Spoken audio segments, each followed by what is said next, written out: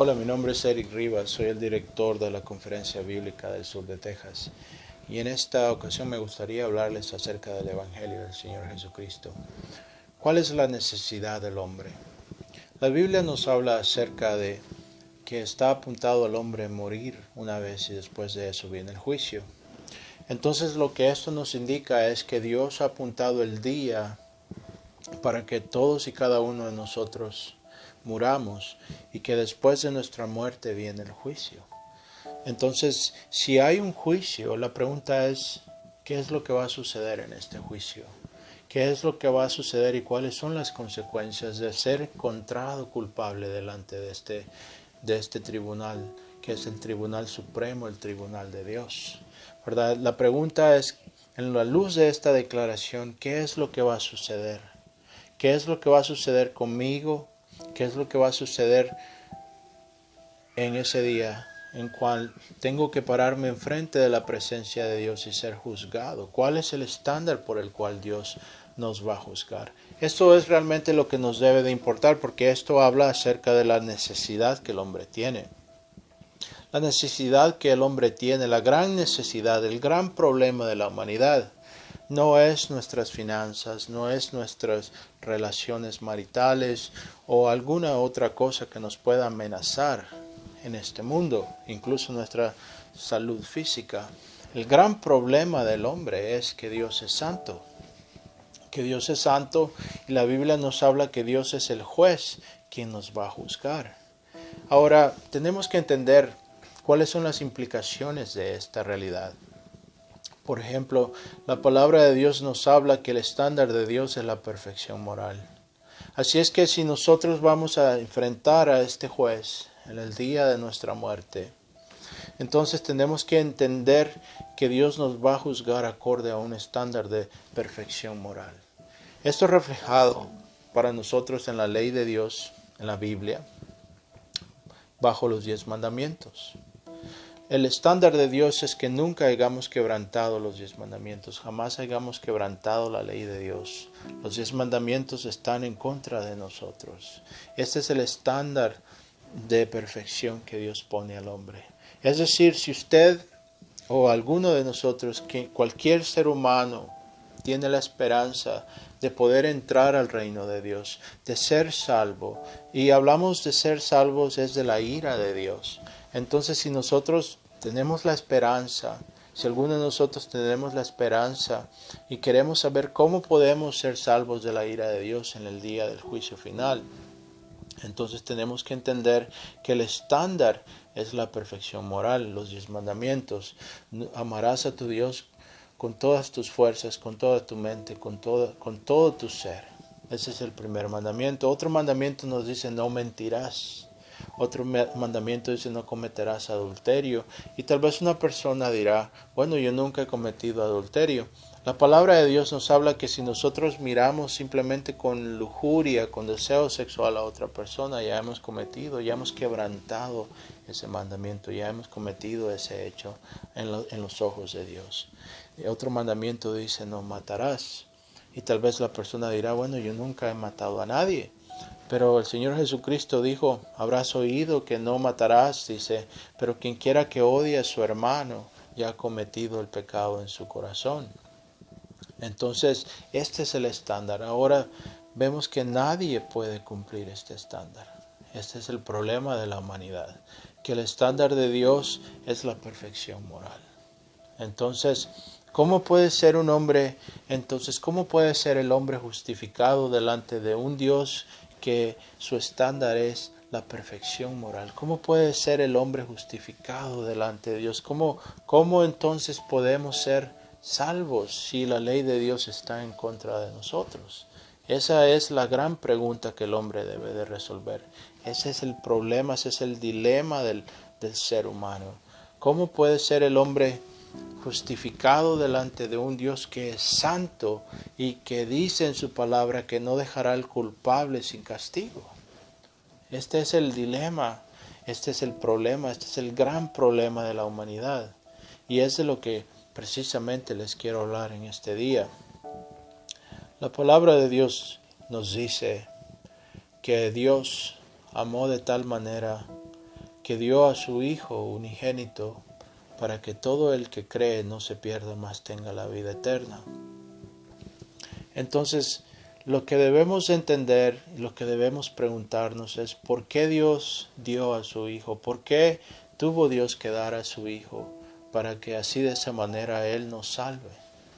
La respuesta tiene que ver con el hecho que nosotros hemos quebrantado la ley de Dios y que por consecuencia no podemos satisfacer esta ley. Estamos destituidos. Todo ser humano ha pecado en contra de Dios, nace pecador y viene al mundo pecador y está destituido de la gloria de Dios. No podemos satisfacer a Dios porque la ley de Dios está en contra de nosotros. No hay nada que podamos hacer para satisfacer sus demandas morales. Entonces, la palabra de Dios nos dice que Dios el Hijo,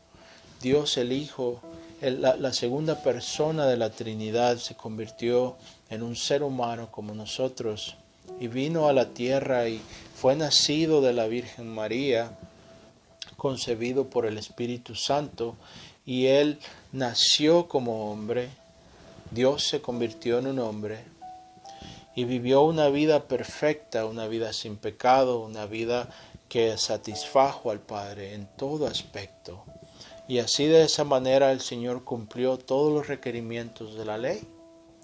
Cumplió toda la justicia que el hombre no ha podido cumplir. Desde el primer hombre que Dios creó, nuestro padre Adán, hasta este punto en la historia, todo hombre peca.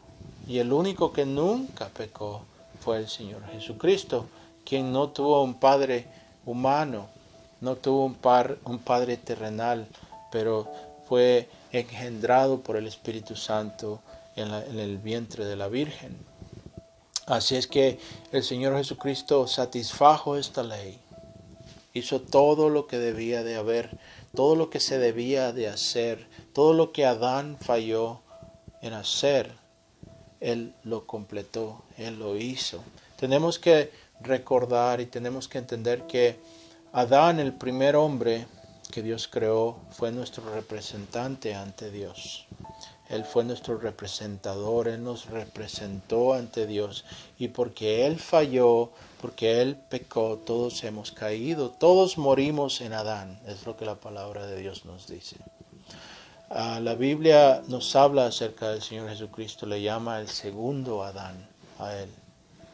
Y este segundo Adán vino y fue perfecto, nunca pecó.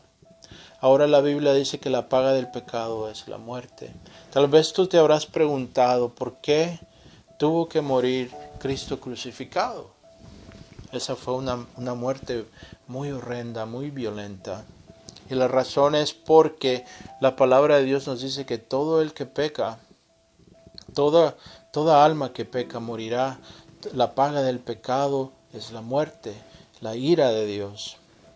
Lo que sucede es que Cristo, siendo perfecto y sin pecado, se presentó ante el tribunal de Dios en una cruz. Y Él fue clavado en esa cruz, no porque Él hubiese pecado en sí mismo o porque Él fuera un pecador, pero como nuestro representante, como el segundo Adán. Él se presentó delante del Padre. Y la palabra de Dios nos dice que el Padre cargó todos los pecados del mundo en Cristo. Los pecados de aquellos que han pecado en contra de Él y han creído en su nombre, que creerían en Él. Los pecados de ellos están puestos en Cristo. Y en esa cruz Cristo llevó nuestros pecados, los pecados de su pueblo, y pagó el precio de quebrantar la ley. El precio que se paga por quebrantar la ley de Dios, los 10 mandamientos, la perfección moral. Siendo inocente, Él sufrió como si Él hubiese sido culpable, como si Él hubiese vivido nuestras vidas de pecado. Y Dios le trató a Él en esa cruz como si Él fuese nosotros como si Él fuese uno de nosotros. En esa cruz Él fue molido, en esa cruz Él llevó nuestro pecado, el pecado de aquellos que ponen su fe en Él y se arrepienten. Entonces, Él murió porque la paga de la cruz, la paga del pecado es la muerte. Y en esa cruz Él murió, y murió por los pecados de aquellos que creen en su nombre y ponen su confianza en Él. Y de esa manera, pagando el precio, satisfajo la ira y el requerimiento de Dios por su vida santa. Dios fue satisfecho porque Él vivió una vida de santidad y los requerimientos de Dios fueron satisfechos. La ira de Dios fue satisfecha en Él porque Él murió en nuestro lugar, tomando nuestro lugar, y resucitó de entre los muertos al tercer día, acorde a las Escrituras, para que así de esa manera todo el que cree y como consecuencia de esa fe se arrepiente, no se pierda, mas tenga la vida eterna, porque Dios justifica al hombre por medio de la fe en lo que Cristo ha hecho. El hombre que pone su fe en Cristo es justificado. Así es que Dios manda a ese hombre, a esa mujer, a ese creyente, a esa persona que pone su fe en Cristo, también le manda a arrepentirse. Ahora, ¿qué quiere decir el arrepentimiento? Esta palabra viene del lenguaje griego, cuál fue el lenguaje del Nuevo Testamento, y quiere decir un cambio de mente. Y lo que esto significa es que Dios nos llama a creer y ser justificados, y ahora, en lugar de seguir nuestras propias concupiscencias, en lugar de seguir nuestros propios deseos egoístas y nuestro pecado, ahora le seguimos a Él, ahora le seguimos a su palabra, buscamos la conformidad en Cristo, buscamos seguirle. Antes nos dirigíamos hacia el norte, ahora nos dirigimos hacia el sur, en la dirección contraria. Eso es lo que quiere decir el arrepentimiento. Y tenemos que entender que de esto se trata el Evangelio. El Evangelio se trata